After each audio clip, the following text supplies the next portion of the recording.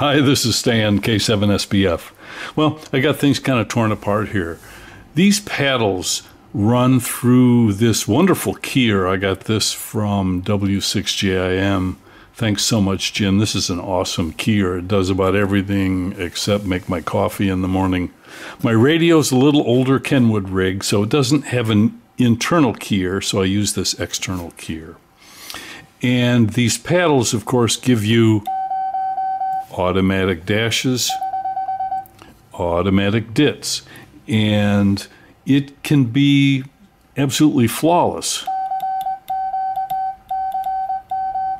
In fact, you can be a little off on your timing and the keyer will compensate and send perfect code. Code that sounds like a piece of software is generating it. There's just no human quality at all. And so I got to thinking, you know, the radio doesn't really care how many keys are hooked up to it. As long as they're all wired in parallel, it's just a bunch of open circuits. And then when they close, then the radio triggers its transmit and you hear the side tone. And it sees the keyer the same as it does any of these other keys on my desk. So I got to thinking, you know, I wondered if I could humanize a set of paddles. This happens to be single lever. This is a double lever paddle over here. But I'm wondering if I could humanize it and make the paddle sound like the Bug, which is semi-automatic. I get dits on one side, but just a closed switch on the other, so that you can get a little bit of swing or a little human quality to it. Versus,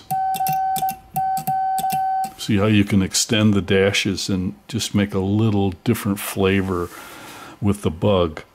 So anyway, that's what I'm going to experiment with today. So if that's of interest to you, stay tuned.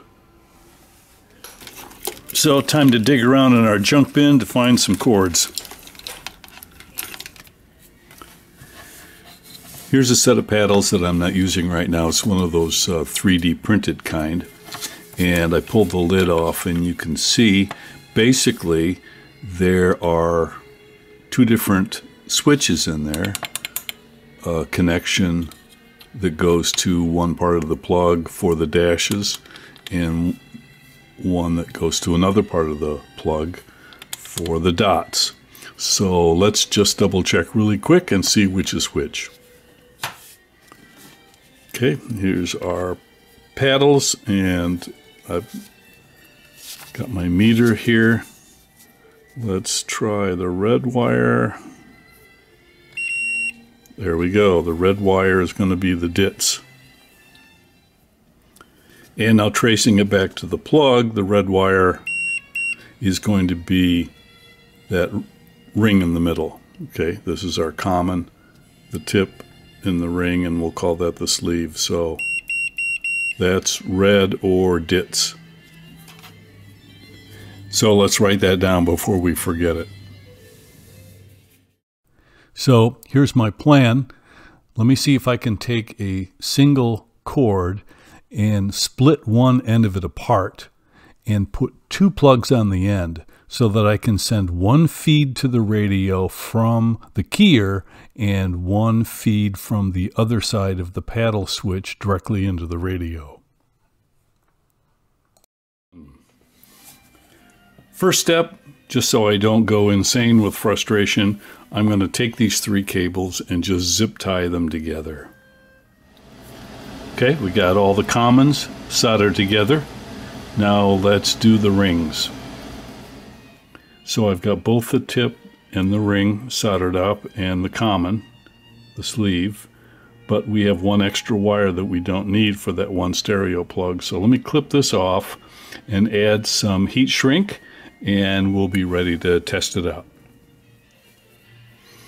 Okay, there we are, all soldered and sealed up with some protective heat shrink, and I even went fancy pants and put a label on it so that if this ends up in a pile of wires, I'll remember what it's for, P-Bug.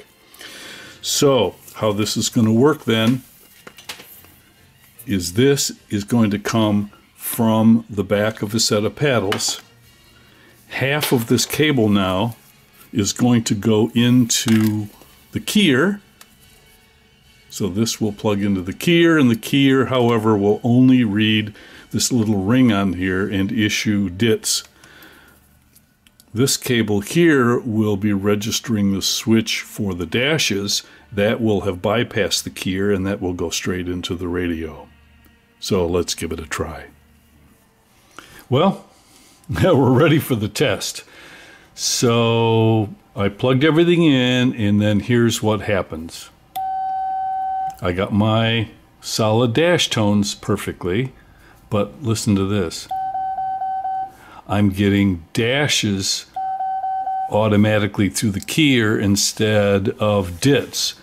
And when I first plugged it in like this, I thought I had miswired it, and I ran back to the workbench, resoldered everything, and brought it back, and it was still the same. But then I started thinking about the keyer and realized that it has a reversing function in the keyer. So if I press buttons 1 and 4, it's happy. So now let's try it. Look at that. So now my paddle thinks it's a bug. So I can draw out the dashes.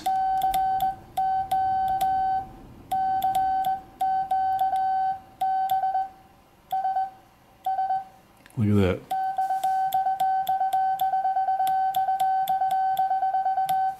Pretty cool, huh?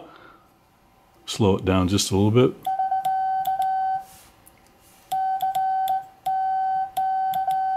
See, this is the problem when you're trying to learn the bug, at least for me. And you got a set of paddles and you're trying to go back and forth. You get messed up because on the bug, I have to make all my own dashes, not just hold the button in. And so I make a lot of mistakes trying to send code by going back and forth. My brain just can't keep up. So I thought, I will make the paddles think they're a bug. And that way I can get a little more consistent practice with the bug, making my own dashes, but letting the machine give the DITs. So basically semi-automatic paddles versus semi-automatic bug.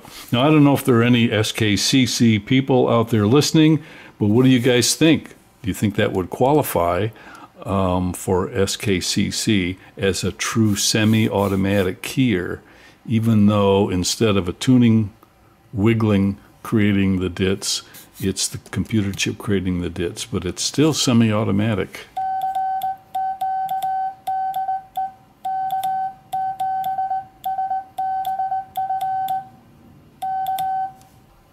Well, what do you guys think?